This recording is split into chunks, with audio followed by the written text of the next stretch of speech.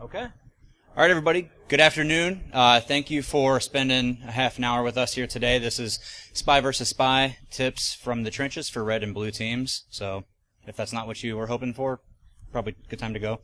Go ahead. Just a quick synopsis about what we're going to be presenting today. And it's Not updating?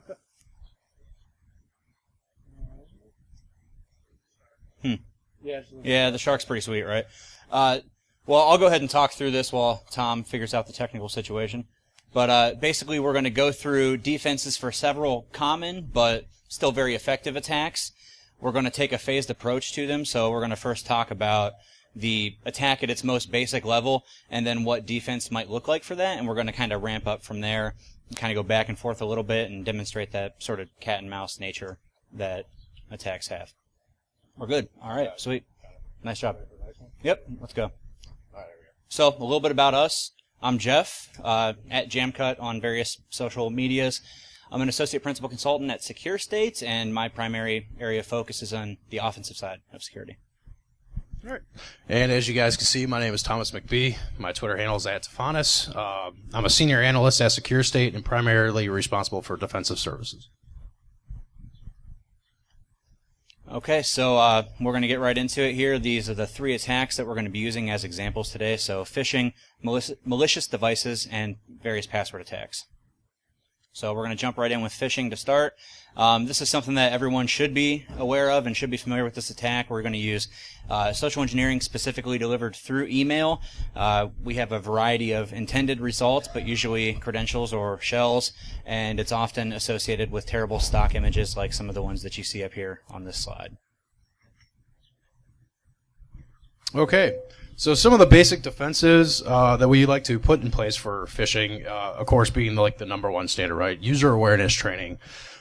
Try not to make sure, when you're applying your user awareness training, make sure that you are using current examples, right? Too often do we see many of our examples that we do use referencing back to like Nigerian print scams, so on and so forth. So they're usually riddled with grammatic errors. Just make sure you're up in your game. Actively attempt to phish your employees with real-world current scenarios. So, again, here you go is a nice example of a scam that we've all seen and used it before in our user awareness trainings that do not really provide any kind of effectiveness for our users. Also, up your game. Actively phish again. Don't water this down for your C-stack. Don't water this down for anybody. You know, as an attacker,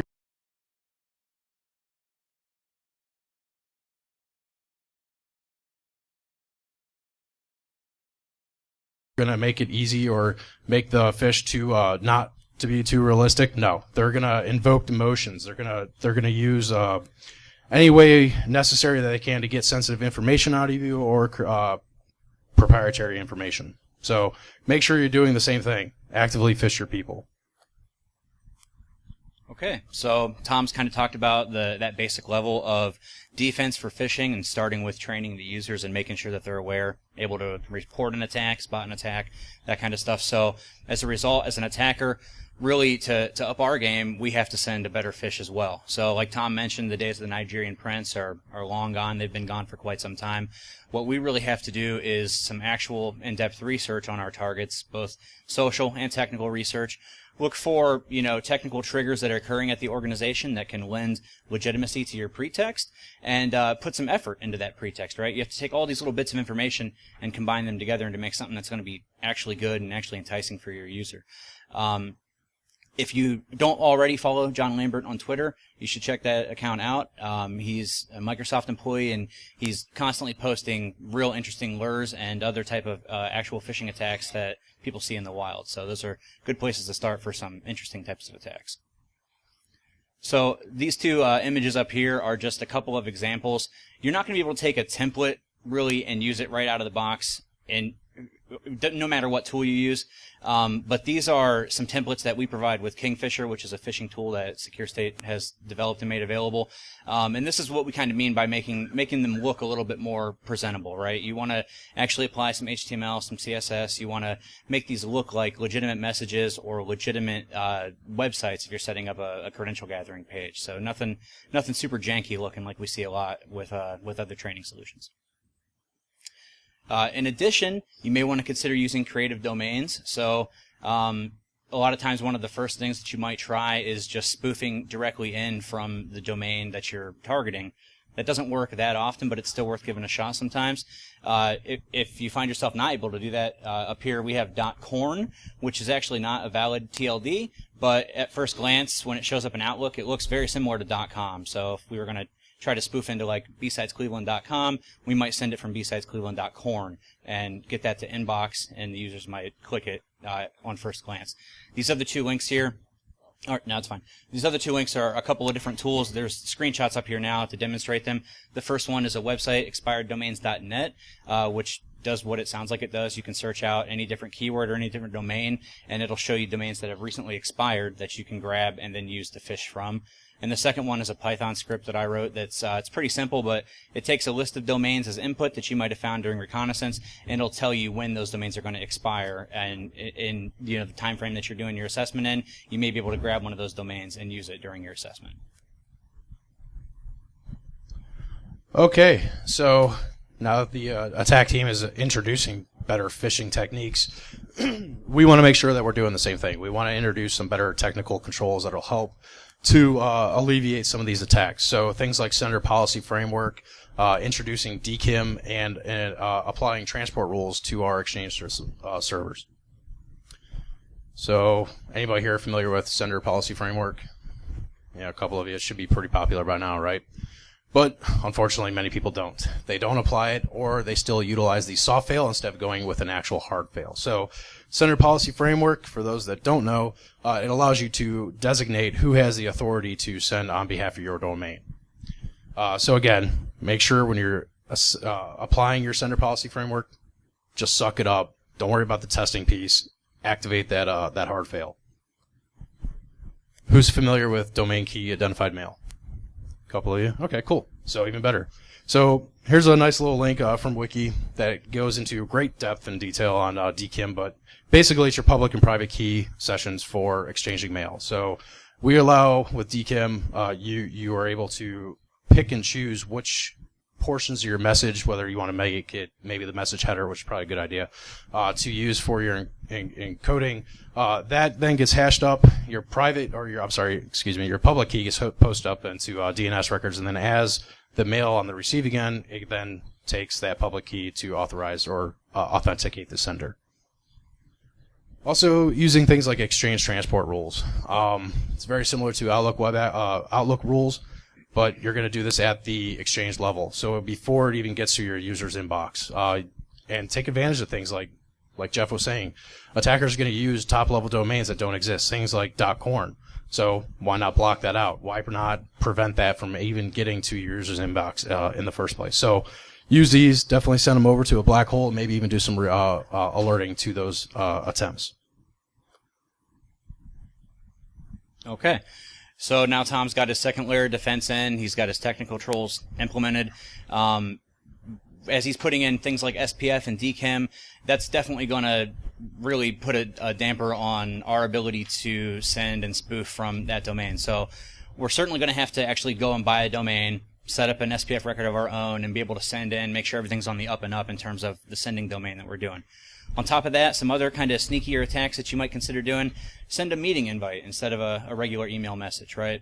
A lot of times you get these and you just blanket accept them because you're busy and you'll deal with it later as it pops up on your calendar. So go ahead and send a meeting invite for a week or two out. And there's a link to an online presentation. Obviously, the user's going to have to log in with their company creds. And then you may, present them with a browser extension or some other file that you're sharing to enhance that online session that they're going to be participating in. If you're still trying to go the route of send a payload in as a attachment to the email, there's a couple things you can do to increase your chances here as well. So you can obfuscate that payload. Everyone's probably familiar with what that means, but you're just kind of breaking up the signatures and trying to get around the detection of that payload. In addition, you could even go the route of encrypting your payload using a key that you can determine on the outside, but also could be determined on the inside by your payload. So things like environment variables, if you can, use the Active Directory domain name or maybe a username for a specific user. As this payload begins to execute, it's going to pull that environment variable, decrypt, and then run your malicious commands, which will execute on the system that you're targeting. But if we get caught in like a sandbox or something like that, that's not going to have the same environment variables, and it's not going to execute properly and therefore not look malicious, increasing our chances. Okay. So at this point, we kind of want to start basically wanted to shift the risk to somebody else. And start introducing things like third-party controls. Anybody that's using Office 365, you also have access, well, for a nominal fee, right? But for Microsoft's advanced threat protection. So this is it's just another ability for sandboxing for your messages as they come in. So suspicious content goes through a sandbox. Anything that might be as a malicious attachment gets put into a detonation chamber for analysis, and then any links that might be included in that message also are being analyzed offline.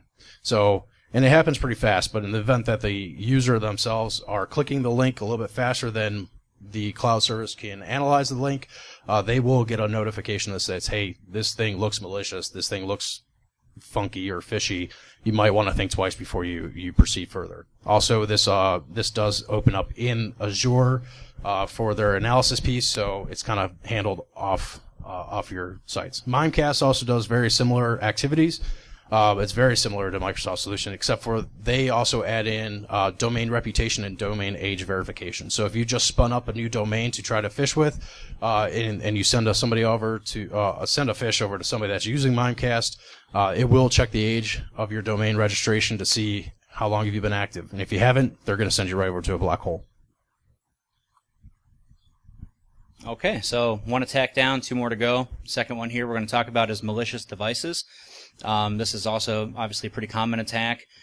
Nowadays it's mainly USB devices. It used to be CDs and other stuff. It used to rely on auto run. Now for the most basic attack, we're looking at Microsoft Office files with malicious macros in them, maybe an executable payload in there as well. But ideally we're going to be sprinkling these around physically at the location. User's going to identify it, grab it, plug it in, and bad things are going to happen to them. Damn those back things. Okay. So here you're going to want to apply a technical control, right? So we all kind of know that users want to use this type of media. So why not disable things like auto run? I'm pretty sure most modern operating systems is already disabled for the most part, but macros are not. So I guess identify where are macros actually utilized or required for your business processes, and if they're not, disable them. There's really no good reason to have them enabled, especially from a generic end user standpoint. So plenty of links out there from Microsoft to apply these GPOs and where the settings are actually located. Okay, so Tom's got our ability to use a executable payload. We can't do that anymore. Now we got to come with the bomb this time. So instead of using the executable payload, we're going to go with a hit attack. For those that aren't familiar, it's a human interface device, and basically what's going to happen here is that your USB is going to mimic a keyboard instead of a mass storage device, and it's going to, when it gets plugged in, it's going to execute a series of keyboard commands, the same as if you were sitting in front of the computer yourself typing on it. If you're familiar with a USB rubber ducky, this is the kind of the classic device that does this attack. There's a bunch of other options as well. The Bash Bunny is the kind of the new exciting one that's been out recently, but you have several different options for whatever your purpose is. All right, so here you want to kind of fall back to your users. You want to make sure that they understand the risk that's involved when they pick up a device like this and try to plug it into your network. As you're applying your user awareness training, make sure you're tailoring this to the user themselves. If they really don't understand why it's important to them, if they don't really understand how it's going to affect their job or their role in the organization, they're really not going to take it seriously, guys. So definitely tailor that to them, make them understand the risk, and if they don't, beat them with a stick until they do. And then also you can do other technical controls like device installation through group policy objects. You can deny that. You could deny the installation using the GUID for the HID device itself. There's multiple classes. You can get really deep in the weeds with this, or you can really blanket install or deny the install, depending on the device type itself. So, a couple of links here for you guys to look at later on if you want. It's a really good defense for this type of attack. Okay, so now what we have to do, since the users have been trained, is we have to take that same rubber ducky attack, right, and we have to sex it up a little bit. We can't just come with that same, generic rubber ducky or what have you, because the users have been trained to not plug in these strange or unknown USB devices. So we have to really entice them. We have to really make it hard to resist, right? So we have a couple of images on the next series of slides here. Go ahead and advance to the next slide, Tom. Yeah, definitely Google sexy ducky. Definitely Google that. So up here, we've got an image of a rubber ducky on the left. If you're not familiar with it, that's what it looks like. It's pretty nondescript, but it's also kind of generic looking as well. And you crack it open, and you can get access to the micro SD card on there. That's how you load your payload onto it. Go ahead. So this other thing up here is a demo kit from FlashBay, which is a company that makes branded USB devices in all different kinds of form factors. They've got like bracelets and lanyards and all kinds of crazy things. But what's nice about this is that they're super helpful, and if you call them up and ask politely, they'll send you this demo kit for free. The bad thing about it is that these devices they're dummy devices. There's no actual storage on any of these on any of these boards.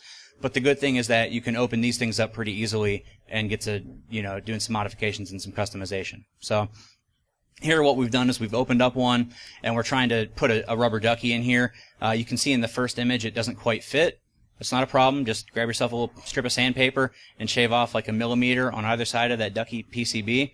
It's okay. You can customize your own stuff. You're not going to hurt anything as long as you don't get too crazy and tear up the leads or whatever on the board. So here's the kind of the before and after shot. As you can see, we've added this to a keychain with a car key and some house keys as well to just kind of increase the legitimacy of this being something that somebody might have actually dropped, right? We're really trying to prey on the people's, their nature that's nice and they want to be helpful. So they're going to pick this keychain up and try to find the owner. They might plug it in and look to see if there's a picture or like a resume or something on there that they would recognize and figure out who actually lost their keys. So that's kind of the route that we're taking here now.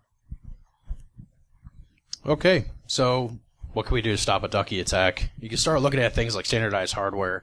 Anybody here currently standardize their hardware for their organizations? One. No, you don't, you liar. All right, so this is something that's actually quite difficult for most organizations. Either A, you're a smaller organization, which means you're more agile, you can actually do these kinds of things. Unfortunately, you probably don't have the budget, right? How many times have we gone on and we had to buy different systems and kind of mix mash to get everything up and running? Or you're on the other side of the scale. You're a larger organization, you have the budget, you have the resources, but unfortunately you have like how many nodes on the network? How many different places in do you actually have to apply these standardized devices? So this is going to help limit down what's available, what can be plugged in, what can be recognized as a HIDS device. But again, depending on your available and your resources, it might be too much of a defensive measure for the risk that's involved. Okay. So I also want to add to this that there's a little bit of research that's been done. I couldn't find a lot of like publicly available knowledge on this, but there's some research that indicates that it might be possible to actually spoof the device ID or reflash that with a valid device ID. Like I mentioned, there's not a whole lot of public research on it at this time. Additionally to that, it's also not very practical, right? Because if you know the device ID that's going to be valid in the environment, we're assuming that you also have some other insider knowledge that you might be able to do a different attack with. So I did just want to point that out, that even if you go this level with this technical control, there still may be some actual technical workarounds that could be implemented as well. So on to the final attack here. Now we're going to be talking about passwords. When I first started in information security doing pen tests, one of my mentors told me that nothing opens up a lock like its legitimate key, which I know is very cliche, but it's certainly very true as well. And that's why pen testers target passwords, attackers target passwords as well. So in an Active Directory environment, that password is the key that opens very many locks, depending on what types of systems authenticate back to Active Directory. For us, there are multiple ways that passwords might be compromised, but for this presentation, we're going to be specifically talking about password guessing or password spraying, as it's sometimes referred now. So things like Summer 17, that'd be one of the first things that I would try if I was doing a pen test in an organization. Based on the most common password policies, I'd be willing to bet pretty good money that some user is using Summer 17 in your organization. Okay. So basic defense for passwords, of course, password policy requirements. NIST has their current draft in place, and they're stating that you must at least contain 8 characters with complexity. But at this point, really, 8 characters, guys. We all know the hardware is available to kind of crack this pretty quickly. So let's start introducing things like passphrases. As you can see here, I'm a BSides fanboy with parentheses and exclamation points. It's a pretty complex password. It's 25 characters long, and it's pretty easy to remember. Most systems are going to accept this, even out on the internet somewhere, for web authentication forms. And if they don't, it's probably because they're trying to limit SQL injection, which, well, you should do a different way of doing that. But anyway, it's pretty easy to remember. Definitely not a hard thing to implement, and it complements. Definitely try to complement your technical controls with your user awareness training. Oh, don't advance yet. So, like Tom said, the most, Microsoft default is still 8 characters. Most recommendations, most standards are recommending 8 characters. Like Tom mentioned, that's not enough. We all know that's not enough. But at the same time, the guy that's got the 25 character passphrase with complexity, he's probably an overachiever. So that's not entirely realistic in most cases as well either. So as an organization, when you're looking to do this, you're probably going to try to take some baby steps first. So Tom, you want to go to the next slide? What do you think would be like an appropriate number? Well, increase to 10. Yep. 10? Okay. Well, in that case, I'm going to guess summer 2017, right, instead of summer 17. So what's your next step? Increase it more. Let's go to 12. Okay, so we go to 12. Now I guess company name 1. Obviously, that depends on your company name being company name, but you see what I'm trying to express here is that there's going to be guessable passwords despite the length. You want to try again? Yeah, one more time. Okay. Yeah. We're 14. Okay. All right, sure. Let's go by 2 every time. Okay. Company name 17. Throw a bang in there at the end, right? So what we're trying to illustrate here is that we can go through iterations of this over and over again, and we see companies doing this where, we have clients that we work with year to year. They increase their password policy. We come back the next year and we guess a different password, and they can't believe it. But this is just the nature of it. Because of the password policies, users are always going to pick passwords that are going to be guessable that still fit within those parameters. So best case scenario, you have something like company name 17 bang. Worst case scenario, you have, a service account called warehouse that still has a password of warehouse because it never expires, and when you update the policy, it never gets that new policy. So we have that as well. Ultimately, the defender's going to come to a certain realization. Yeah, I realized my mistakes. Thank you. Okay. All right, so basically, what are some good defenses for password attacks, right? We want to start looking at things like multi-factor authentication. Where can we actually deploy multi-factor or two-factor authentication, and how can we incorporate this into our organizations? Okay, and so in the interest of time, I'm going to go a little bit faster on this slide, but basically if we have multi-factor in the environment, we're going to look to probably go to a place where multi-factor is not currently implemented, right? It's costly to put everywhere, so we just have to find the place that they didn't put it. VPN's probably out. If you've got multi-factor, that's probably the first place it's going to go, so look for other opportunities to use the creds that you may have captured. Additionally, you might be able to circumvent that multi-factor through social engineering. You might phish the user for their two-factor code. You might call into the help desk and pretend to be a user and have the help desk disable two-factor for you temporarily. You have a number of options here as well. So that's really it for the attacks. Let's go ahead and check this out. So we've got our 3 attacks and we've got our defenses laid out here in this grid from good to better to best. And when we do that, we can start to see some different trends. So first one, pretty easy to see, right? We've got user awareness training in each of these different attacks at varying levels. Why is that? Because users have access to data, right? And we need to make sure that the users are trained to not give up that access to data. So it's important that we train the users. Why does it fail? Because users are human, and they get hungry, they get tired, they get emotional, whatever it is, but they're going to make a mistake at some point in time. So that's why it fails. On the other hand, the other ones that don't fall into that user awareness training all fall into a technical control. So these are important because, again, systems have access to data, and we need to put controls in place to make sure that that data doesn't get leaked out. And it fails because, as we've demonstrated, there's almost always a workaround for any given control in the environment. So keep these things in mind for a minute, and let's take one little quick step back. Go ahead. Let's talk about the NIST CSF. People familiar with that? A couple people, see some heads nodding. Okay. So I'm not going to get into too great a detail on any of these things, but it's a framework for managing cybersecurity risk provided by NIST. It's got these 5 phases here, and when you look at those phases, it's pretty easy to see that they kind of group into 2 separate groups. So phases 1 and 2 would be proactive, and 3 through 5 would be reactive. Let's go ahead. Let's take a look at phase 2 a little bit more in depth. We're talking here about protection, which is the ability to limit or contain the impact of a potential cybersecurity event. There's a lot of different, outcomes that you can have when you implement this phase, but they're all going to be obviously protective in nature. So if we go back to our defenses here, what we find is that these are all protective. Obviously, that's maybe not entirely hard to see, but sometimes the visual aid helps. The reason that is because we're putting all these things in place to keep the attacker out, right? Don't get to our data. We're going to train our users so you can't get to it. Don't break into our system. We're going to patch it. We're going to configure it so you can't get into it. These are all proactive steps that you can take. The problem is that we see organizations put a lot of their eggs or all of their eggs into the protective basket, and what happens when you do that, when that basket breaks, all your eggs fall out or get stolen or whatever, but they're gone. So, go ahead. What we're trying to hope is that people start to look at more as that detect phase, and that we've heard, for the past, year or so, we've heard people talking about that assume breach mentality in terms of defensive posture. So looking at a phase like this where we're identifying the occurrence of a cybersecurity incident, right? We want to use timely discovery to get to it quickly so we can remediate it quickly. This is where things like logging and alerting, SIMs come into place. These are all detection-based defenses, controls. Thank you. Tom, you have anything to add to that? Sure.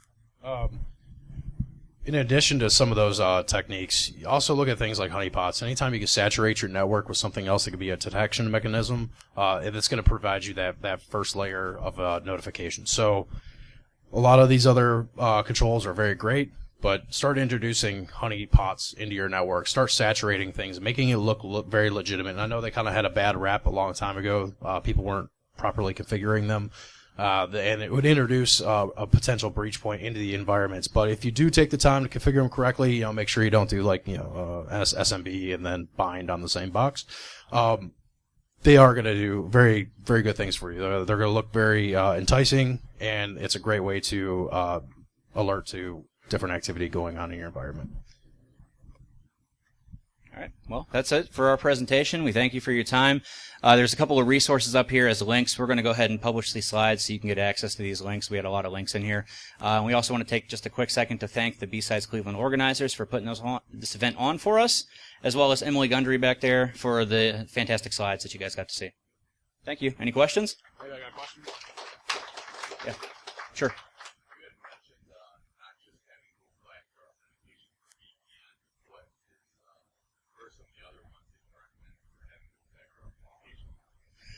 So the question was, where else do we recommend deploying dual-factor authentication? So we're not just talking about a VPN. For me, I like to see it on webmail. It's pretty rare that we see that on like OWA, for instance. So that's still a huge target for us. We can use those creds and log right in. Any other services that you have exposed as well. So if we don't typically recommend it, but if there's some business justification to have like RDP exposed to the internet for some system, we'd probably want you to use a dual factor solution there as well. Anything else? Sure. Also, any management networks that you use for your administrative tasks. A lot of times you can start introducing like certificate-based authentication, right, on those systems. So keep those segmented off from the rest of the different networks, and then require the two-factor authentication to kind of get in there, and then introduce your Bastion boxes that way. And then from there, do your administration out. You could either do, like I said before, certificate-based or even some kind of tokenized or RSA, Duo, any of those, really. Is that good? Okay, cool. Any other questions? No? Awesome. Oh, wait. Okay.